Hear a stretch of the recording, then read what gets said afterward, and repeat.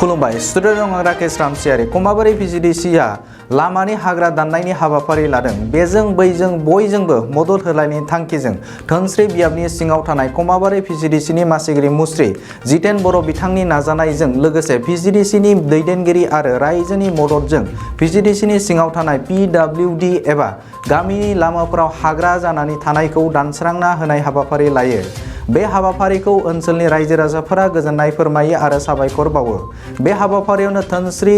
TCLCनि मासिगिरि मुस्रि रुजुगोरा मोसाहारि बिथाङाबो बाहागो लाफायो। फैबाय थानाय समाव गुबुन गुबुन बिथिंफोरावबो खामानि मावलांनो नाजागोन होननानै कमाबारि भिजिडिसिनि मासिगिरि बिथाङा खौरांगिरिनि गेजेरजों फोरमायदों। गिबियावनो जोंनि रादाब बुथुमगिरि साफ्रोमखौबो आङो गोसो गोरबोनिफ्राय हामबाय होनदों आरो लोगोसे जोंनि 37 नं धोनस्री समस्तिनि मानगोनां TLCC सार बिथांखौबो हामबाय होनदों आरो लोगोसे जोंनि कमाबारि भिजिडिसिआ एसेम्बलि कनस्टिटुएन्सि हिसाबै 69 उदालगुरि आरो लोगोसे जोंनि मानगोनां MLA सार बिथां गबिन्द बसुमतारी बिथाङाबो नुजाथिफैनो गोनां दङ। जोङो गोबाव समनिफ्राय जोङो बिदिनो नायगिदिंनानै जोङो बेफोरबायदि ससियेल वर्क खामानि मावनो थाखाय जोङो साननानै बिदिनो जोङो सार्भे खालामबोबाय थादोंमोन। बेनिफ्राय जोङो सोरगिदिं जोंनि कमाबारि भिजिडिसिखौ जोङो नायगिदिंनानै मोनबाय माखासे PWD बा गामि ओनसोलनि लामाफोराव थारमाने बिदिनो गोबां हाग्रा जानानै दङ। मानो होनना बुङोब्ला थांलाय फैलाय हान्थिनायफोराव गोबां सुबुंफोरा बिदिनो उसुबिदायाव गोग्लैयो। साइड होनायफोराव लामाफोरा गुसेब आरो बे लामाफोराव गोबां हाग्रा जाना दंमोन आरो जोङो बेखौ सावरायनायनि गेजेरजों बे हाग्रा दाननाय हाबाफारिखौ जोङो लानाय जादों आरो बेखौ जोङो लानायजों लोगोसे जोङो बेखौनो मा होनना बुङो जोंनि कमाबारि भिजिडिसिनि सिङाव थानाय मोनफ्रोमबो गामिनि दैदेनगिरि बा ससियेल वर्क बिथांमोनखौ बेखौसो जोङो मा होनना बुङो मिथिहोनो बा जोङो थुलुंगा होनो जोङो हास्थायो। मानो होनना बुङोब्ला साखाथि बाखाथि गावनि गामिनि खाथिफोराव थानाय लामा सामाफोराव बेफोरबायदि हाग्रा बंग्रा जानानै थानायफोरखौ एसे नोजोर होनानै बिथांमोनाबो उननि समफोराव बेफोरबायदि हाबाफारिखौ लागोन आङो बेखौ भिजिडिसिनि जानानै आङो गुरैयै खावलायो आरो लोगोसे जोंनि माखासे मावथिफोर दङ बिथांमोनाबो नोजोर होनानै जोंनि मेम्बारफोरा गाव गावनि ओनसोलफोराव थानाय बेफोरबायदि खामानिफोरखौ मावनानै होयोब्ला निस्सय जोङो रायजो राजानिफ्राय जोङो आशीर्बादखौ मोननो हागोन आरो आङो बेखौनो खावलायदों जोंहा माखासे जोंनि बेफोरबायदि मावनायफोराव जोंनि दैदेनगिरिफोरा जोंखौ थुलुंगा होगोन आरो जोंबो बिदिनो उननि समफ्राव आरो बिदिनो आरो बांसिनै जोङो मावलांनो हागोन होननानै आङो आसा खालामदों। जों दिनै इउपिपिएल हान्जानि सिङाव थानाय कमाबारि भिजिडिसिनि सिङाव थानाय जेसेबांखिनि मेम्बार चेयारमेन जों लोगोसे जोंहा इउपिपिएल हान्जानि वार्कारफोर गासैबो जोङो लोगो नांनानै खौसेयै बे कमाबारि भिजिडिसिनि आन्दाराव जि PWD लामा एबा गामिनि लामाफोर बेयाव सोरगिदिं लामा सेर सेराव जि हाग्रा बंग्रा जानानै दं थाबायनाय मानायाव खोब उसुबिदा जायो, मोनाफ्राव उसुबिदा जायो आरो लामाया फिसा ओंखायनो बेयाव एक्सिडेन्टफोर जानायनि सम्भाबना बिराद दङ। जों बेखौ नोजोर खालामनानै आरो स्वच्छ भारत अभियान बेखौ जोङो नोजोर खालामनानै आरो लोगोसेयै रायजो राजानि जाहाथे मोजां जाथों जों बेखौ हास्थायदों आरो रायजो राजानि गेजेराव जिहेथु जोङो मोनसे एवारनेस जोंनो नांगौ जादों आरो जों बेखौ खावलायदों दिनैनि बे हाग्रा दानस्रांनायनि जि हाबाफारि सानसेनि जि हाबाफारि बिनि गेजेरजों जों रायजो राजानि गेजेराव जों बेखौ खावलायहरनो नागिरदों जाहाथे गाव गावनि लामा मोखांखौ जाहाथे साफा खालामनानै लायो आरो सम्पुर्ण जोङो सरकारनि सायाव आसा खालामबाय थायोब्ला बबेबा समाव सरकारनि आसनिफ्रा नांगौ बायदि समाव मोनफैयाबो जानो हागौ। ओंखायनो थेवबो जोङो सरकारनि आसनिफोरखौ सम्पुर्ण आसा खालामालासिनो जाहाथे गाव गावनि लामा मोखांफोरखौ जाहाथे एसे साफा लाखियो आरो हाग्राफोरखौ दानस्राङो लोगोसे सारिगिदिं न' बां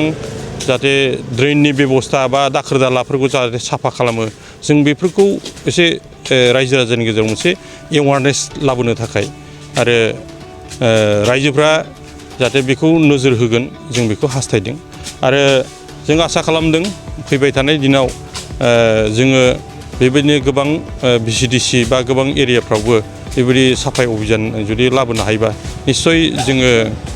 मोजां मोनसे परिबेक जोङो सृष्टि खालामगोन हागोन होननानै जोङो आसा खालामदों आरो दिनै आङो बाख्नायदों जोंहा VCDCनि चेयारमेन जितेन बर'